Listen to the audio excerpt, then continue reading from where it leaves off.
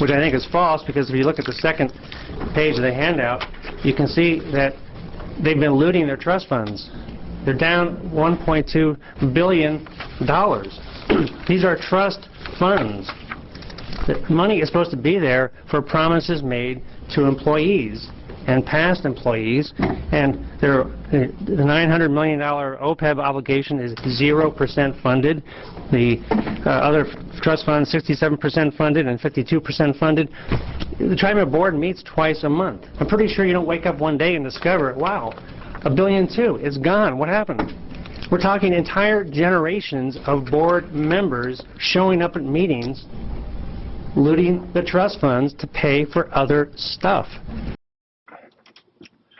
What Mr. Charles brings forward in that very, very enlightening soundbite is the bottom line with what's really happening at Trimet and what's really happening to the employees.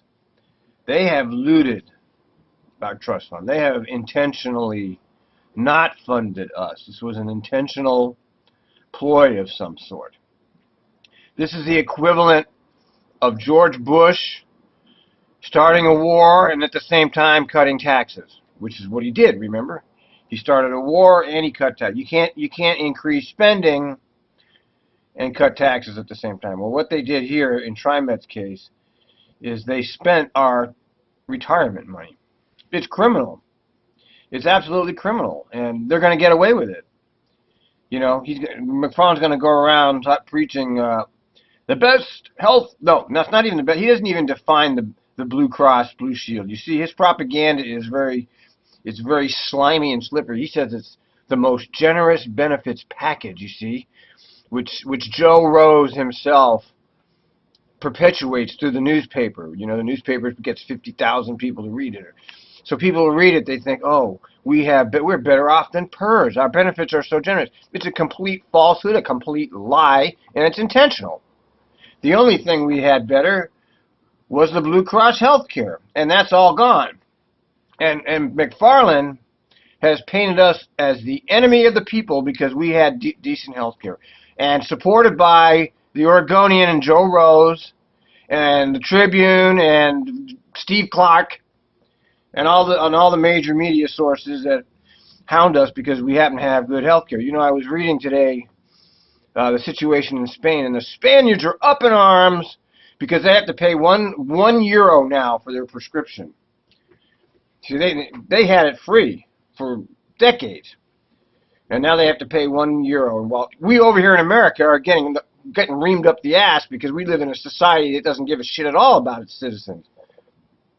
Anyway, John Charles makes the point that they've stolen our money, and this was intentional. Now, in this next clip of Oxier, you're going to see that they're insisting that Trimet can no longer play financial accounting tricks with the unfunded liability. They have to account for it somehow. I watched the clip a couple times. I'm not sure exactly what they're going to do with this. They need the board approval for some reason. I'm not sure. It's very obscure. But this is the crux of the fight here. Okay, we have these elite technocrats manipulating public opinion against us, using us as their whipping boy as they blindly march this agency over the cliff.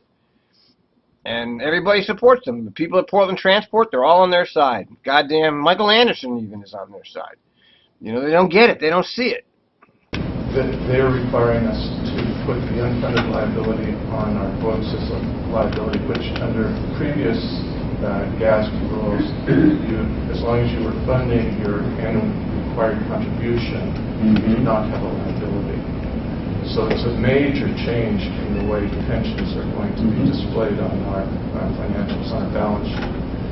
But then we report under two bases of accounting: full GAAP, and that's what Moss Adams audits. But then there's a budget basis financial reporting, and that's what this resolution is adopting, that budget basis financial reporting. And that's where, and then Moss Adams audits those books as well, and there's a schedule that's a reconciliation between those two books. and they audit that reconciliation. But this is where we're getting these differences, and we need the board to allow us to account for these differently. So who actually gets the different financials? Who actually gets the Moss Adams kind of the gap and then the budget basis? Well, the rating agencies, people who buy our bonds are primarily looking at our GAAP financials. The budget basis is it's for the most part what you're seeing on a monthly basis, and it's what's generally reviewed by the public. And so as we move to a cash, as in this resolution, on the budget basis, what we see is basically our cash position rather than the full picture of what our GAAP liabilities. I mean, because that's, in a sense, that's where our major differences are going to be. I mean, there are going to be other differences, but primarily the major differences is going to be this pretty significant unfunded liability that can, as you said, there's no smoothing allowed, so it can vary greatly. Yes. But then the cash basis that we'll be seeing, and the budget basis from a cash accounting perspective, is I'm going to say it's probably a little more realistic in real time in regards to how our operations are being directed. Is that a correct statement? That's right. Okay, excellent.